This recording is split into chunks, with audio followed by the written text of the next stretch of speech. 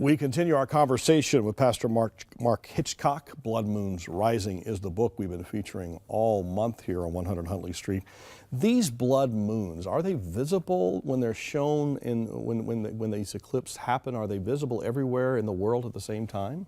No, they're not. That's one of the interesting things people don't realize about these lunar eclipses, these blood moons. They're called blood moons again because the light is blocked obviously from the sun by the earth, and the longer waves, the red and the orange, get around, and so it has kind of an orange reddish hue. But they're not visible everywhere in the world, and even if it's visible where you happen to be, but it's cloudy, then you can't see it. So that's one of the things that people who are promoting the blood moon prophecy are talking about, how, this is something huge is going to change because of this. This is a big sign for Israel. And you're cautious about that. I am, and the reason I wrote this book is a balance really against some of the other books that have been written. I believe in signs of the times. I believe in Bible prophecy, but I think some of the things that have been said are excessive and have gone too far. And what they say about the blood moons, they're not visible everywhere. Only of these 4 blood moons that are going to happen in 2014 and 2015, only the final one on the Feast of Tabernacles, September 28th of 2015, will be visible in Israel.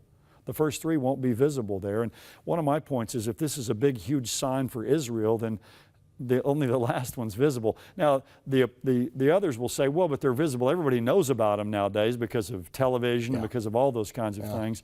And so I realize that's a counter argument to that, but still it's not going to be visible. So I think we need to exercise some caution. Look, we have a lot of signs that the Bible tells us that we can see today in our world, and we want to be careful, especially about things like this, that we don't get close to date setting too.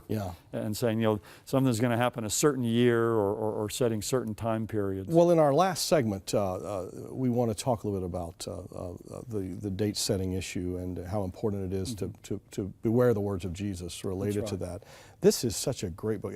Every page is so compelling. Every interview that we have had with Mark, so compelling.